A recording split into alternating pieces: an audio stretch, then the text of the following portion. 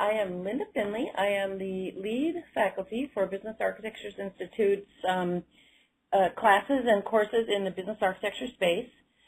This is who I am. We're not going to take time to read this right now, but when you come to my classes or participate in a live online class with the Institute, we will get to know each other very well. I have been doing business architecture, though, for much of my career, even before it was called business architecture, which I think once we talk, you will find that many of you are also doing, because it's so foundational and fundamental to a lot of the things we need to get done in organizations. A key point to bring out here, and I know Greg will speak to this as well, but the Business Architecture Institute is focused specifically and sort of assertively on teaching practitioners how to be practitioners, and we are also, the instructors are practitioners ourselves. So we don't do a lot of academic kind of conversation around how things should work. What we do is really talk about how things do work and how you will be successful in this role. And that is a key reason that I like to teach this with this institute, with this organization, and also why I like to get into conversation directly with you. I am a consultant, and also, so by that definition, I am out there making this stuff work every day, and it's important to me that you learn to do that as well. Okay, so what is business architecture? What business architecture does, as all types of architecture, or all disciplines within architecture, is brings context to organizations, brings context to thinking about organizations and leading organizations. So when we talk about architecture in general, we talk about bringing context. Business architecture specifically takes a business view first and understands the organization's interests, its purpose, and creates the ability to enable and enhance that purpose and actually deliver the intended results or the intended purpose of the organization. We do spend a fair amount of time talking about that. As you can see on this slide, there's a picture of the overall organization, a dynamic blueprint, basically, because it is showing that business architecture encompasses all aspects of organizations, internal, external, partners, anything that creates capability is part of what shows up on the business architecture blueprints. We use business architecture to identify what we have, current state, to understand how well we do it, understand how well we are performing, and then visualizing what the possibilities could be for us in our organization, and then optimizing to get there. So optimizing the organization from an operating model, from a business model, from a capability and competency perspective. The value proposition for business architecture inside the organization, this is not something we're going to read, but when you come to class, we'll talk about this more specifically. But really, business architecture, this slide shows that business architecture can engage in all kinds of different places in the organization. It doesn't have to be at one point and then highly linear or sequential, or you have to have a lot of rules in place for it to happen. The things that we learn in business architecture and the things we learn to apply create fundamental facility. We are able to do all kinds of stuff within the organization. We can participate in strategy definition, strategy execution.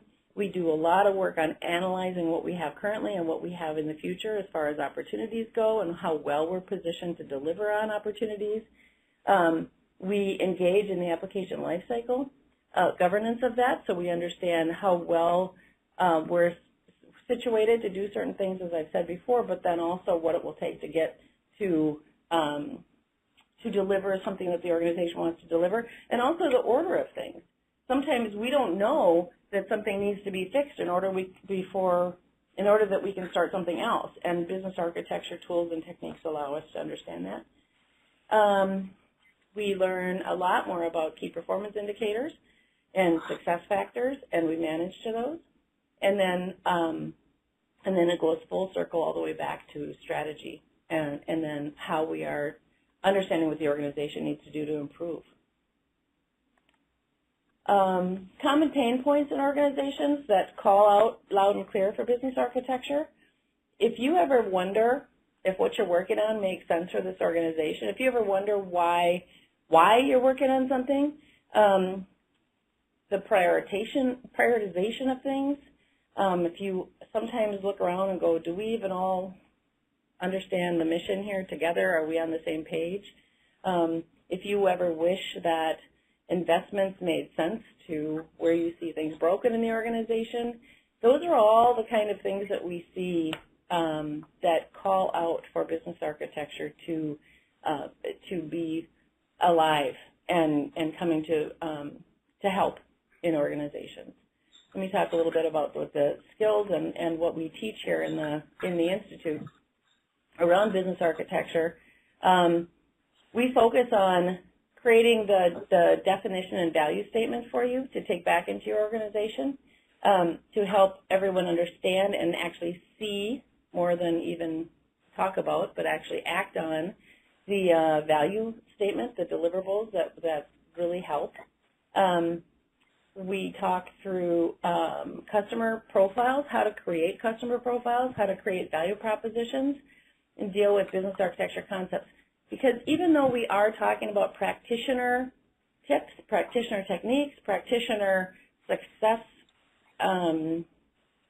aspects, things that we need to be successful as practitioners, we also really cover all the concepts that are important as well, the reasons that business architecture exists, what it can do in concept, and kind of the academics, and we source back to key resources and writings and white papers and the artifacts that are driving how business architecture is evolving in industry. We focus on business modeling, operating models, strategy to execution. A lot of organizations struggle a lot. We have the leaders that state strategy, and then the organization doesn't really know how to act on that strategy. We pull that thread and make sure that we can execute strategy. We have a lot of emphasis on capabilities, business capabilities. That's a core concept in business architecture, and we look at things through the business capability lens, and we understand how to not only identify those, as I have covered earlier, but then also how well we're performing those, what our core competencies are as organizations, and where we need to improve or change things in order to deliver what we need to deliver. We talk about governance. We talk about performance, actually performing business architecture, what it takes to be a business architect, what are those skills, and scenario-based learning on if you find yourself in this situation, what would you be doing as a business architect to help most in the organization. And then we also cover alignment with IT, with product, with other aspects of the organization that are also working hand in hand or in parallel with the business architecture function and how we support those functions and capabilities as well.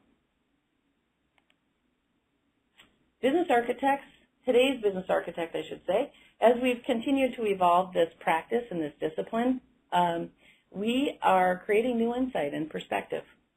We are clarifying and illuminating strategic intent, taking that strategic agenda or the goals or the objectives stated by the leadership and by the visionaries in the company, and making sure that the organization actually is in a position to deliver that strategy.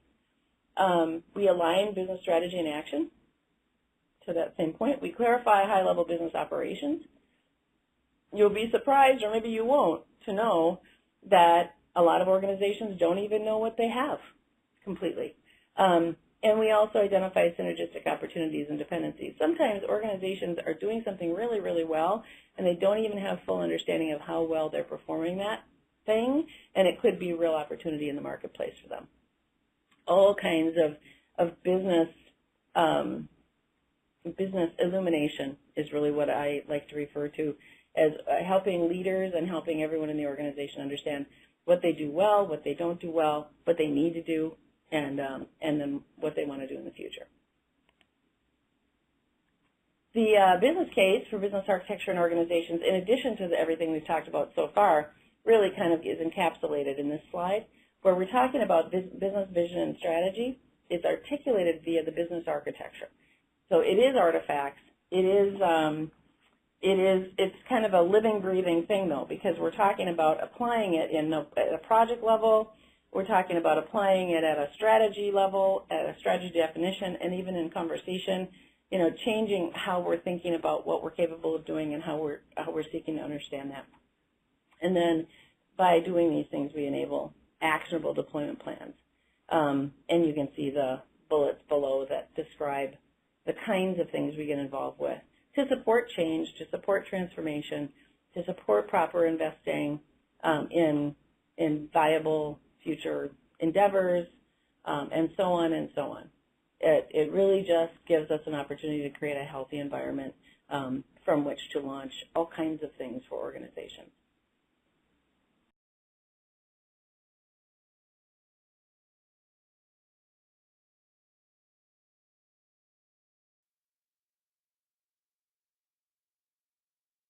Well, thank you very much, and thank you to both Linda and Joanne as well. As I mentioned to folks, we hope that we've been able to shed some light on these distinct disciplines that are also interrelated. And so, as I mentioned, Brainstorm Group is celebrating its 20th anniversary this year. BPM Institute is celebrating its 14th anniversary. But I think one of the most significant changes that we have going into this year is a much expanded certificate program. We've gone from offering 3 certificates to now a total of 6 certificates. And, 3 of the hottest or most popular areas that we see are around Agile Business Analysis, BPM, and Business Architecture, which is why we've invited you down today. But you'll find following webcast where we'll talk about what we're doing within operational excellence. There's a brand new OpEx certificate, which is combining Lean, Six Sigma, and BPM. So rather than just a traditional Greenbelt program, your folks can walk away with Greenbelt skills as well as the BPM piece that a lot of folks previously had been missing, as well as digital decisioning and analytics, and of course our SOA certificate. I wanted to mention that there's also a lot of tools that are available collectively across the 3 websites that we have. In some cases, folks have some background in these areas, but may not be sure how their skills stack up against current state-of-the-art. And we've built a couple self-assessment tools you'll find for both business architecture and for BPM that in under 10 minutes you can go in and answer these questions and come away with a rough measurement of where your current skills are across the 6 practice areas that make up those disciplines. And these are available for free on the website, so we would encourage folks to explore those.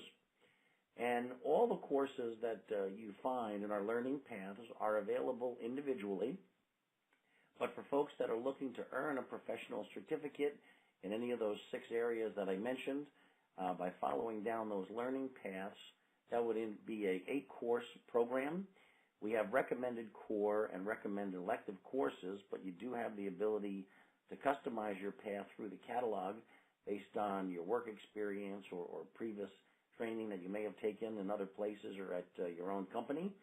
And so those courses are available in a host of flexible ways. We run 4 to 5 public face-to-face events in major cities in North America, Chicago, San Francisco, D.C., and New York included there.